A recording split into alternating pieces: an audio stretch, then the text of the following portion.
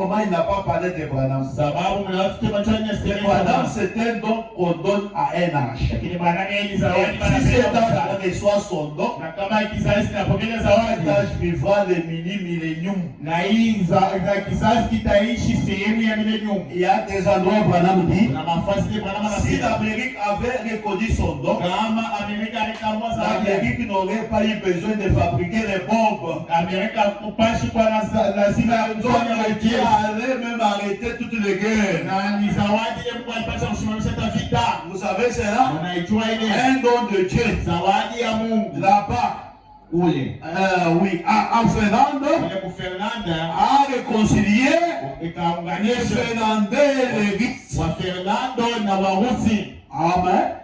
Oui, quand ils étaient en guerre, comme la Russie est en guerre avec l'Ukraine ici, l'Ukraine est voisin de Finlande. Et du temps de Frère Branham, quand il est allé en Finlande, et quand l'enfant finlandais est ressuscité, les militaires russes qui étaient au front contre les militaires finlandais, ils ont oublié la guerre. Ils ont jeté les armes. Les militaires au front se sont embrassés. Quand ils ont appris qu'un enfant est ressuscité, et Frère Branham dit, c'est toujours Christ qui donne la paix. Ce n'est pas toutes nos organisations qui donneront la paix. C'est ça l'exemple que c'est Christ qui donnera la paix. Et Christ vivant là-bas, qui a ressuscité un enfant, les militaires ont dit, un Dieu comme ça, nous le croirons. Même chez les Russes, si vous pouvez voir un Dieu qui suscite les morts,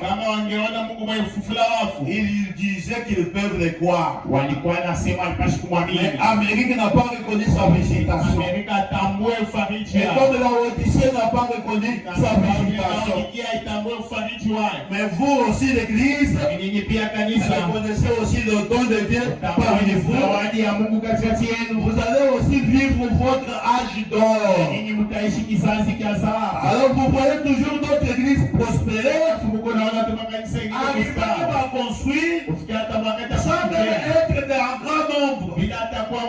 Ça ne dépend pas des nombres. Ça dépend de la manière que vous traitez les dons. Parce que Frère nous a dit, quand tous se sont rassemblés autour de Salomon, et que tous parlaient de ce que Dieu faisait par Salomon, ils ont reconnu ce don, ils ont prospéré.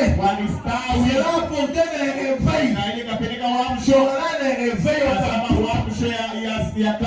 Oui, que Dieu vous bénisse. Est-ce qu'il y a quelqu'un au milieu de nous qui n'a pas jamais été baptisé au nom de Seigneur Jésus-Christ? Inclinons un peu nos têtes. Mon frère, ma soeur, vous êtes là et que vous n'avez jamais été baptisé du baptême chrétien et été plongé dans l'eau au nom du Seigneur Jésus-Christ. Si vous êtes là, que vous êtes prêts de prendre le baptême dans l'eau au nom du Seigneur Jésus-Christ, alors levez seulement la main là où vous êtes. Si vous êtes prêts, allez aux autres de baptême.